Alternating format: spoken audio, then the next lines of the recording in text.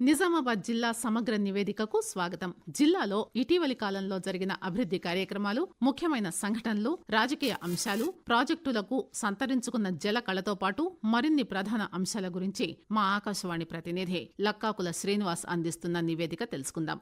రాష్ట్ర ప్రభుత్వం గత ఎన్నికల్లో రైతులకిచ్చిన హామీ మేరకు 2 లక్షల రుణ మాఫీ కార్యక్రమానికి శ్రీకారం చుట్టింది.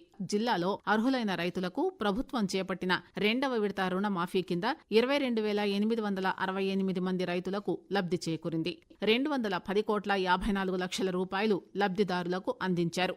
తొలి విడత కింద 44,469 మందికి 225,62,00,00,000 రూపాయలు నగదు రైతుల ఖాతాల్లోకి చేరింది. పెండింగ్ లో ఉన్న ధరణి దరఖాస్తులను ప్రణాళిక ప్రకారం పరిష్కరించాలని జిల్లా కలెక్టర్ రాజీవ్ గాంధీ హనుమంతు తహసీల్దార్లను ఆదేశించారు.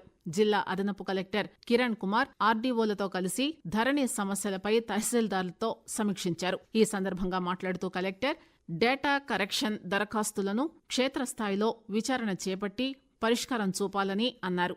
తల్లిపాల వారోత్సవాలను నిజామాబాద్ జిల్లాలో ఈ నెల 1వ తేదీ నుంచి 7వ తేదీ వరకు నిర్వహించారు.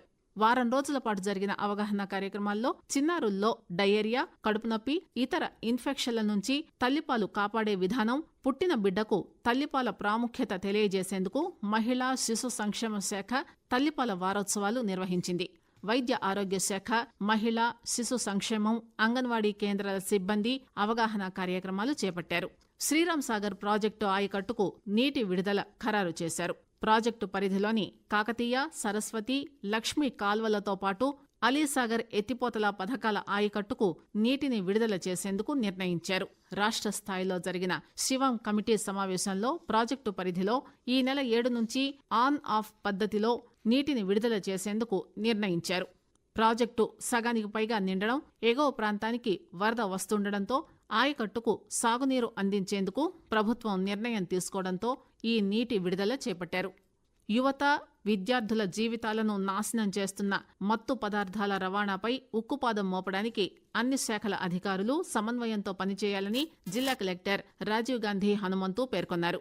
నషాముక్త్ భారత్ అభియాన్ జిల్లా స్థాయి కమిటీలో కలెక్టర్, పోలీస్ కమిషనర్ కల్మేశ్వర్తో కలిసి పాల్గొని మాట్లాడారు.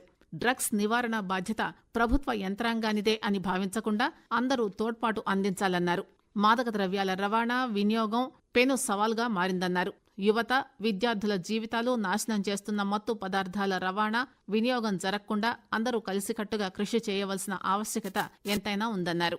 మహాలక్ష్మి పథకంతో ఆర్టీసీకి ఆదాయం పెరిగిందని, ఆర్టీసీ బస్సుల్లో ఇప్పటివరకు సుమారు 3,82,00,000 మంది మహిళలు ఉచిత ప్రయాణాన్ని ఉపయోగించుకున్నారని Nizamabad RTC regional manager John Reddy తెలిపారు.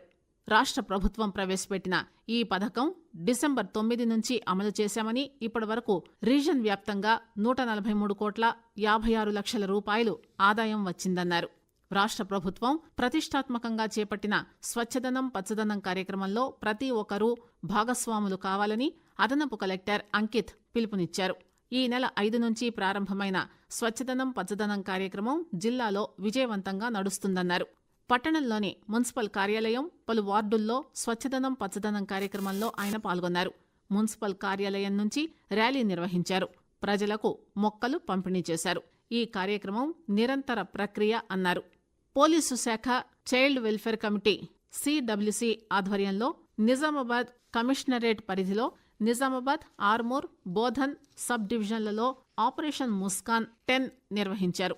74 మంది పిల్లలను గుర్తించి తల్లిదండ్రులకు కౌన్సిలింగ్ ఇచ్చి అప్పగించారు. తల్లిదండ్రులు లేని వారిని చైల్డ్ వెల్ఫేర్ కమిటీ సిడబ్ల్యూసికి అప్పగించినట్టు Nizamabad police commissioner Kalmeshwar Singenwar తెలియజేశారు. తమ ఇష్ట దేవతలను కొలుస్తూ నిజామాబాద్ జిల్లా ప్రజలు ఊర పండుగను సాంప్రదాయబద్ధంగా ఘనంగా జరుపుకున్నారు. ఆపదల నుంచి అందర్నీ కాపాడాలని వేడుకున్నారు. వర్షాలు సమృద్ధిగా కురిపించి పాడి పంటలు పండించు అంటూ పోచమ్మ తల్లిని పూజించారు. అమ్మవార్లకు కొబ్బరికాయలు సమర్పించి మొక్కులు తీర్చుకున్నారు. పోతరాజుల విన్యాసాలు, మాతంగిల ఆశీస్సులు, డప్పు నృత్యాలతో గ్రామ దేవతలను ఘనంగా ఊరేగించారు.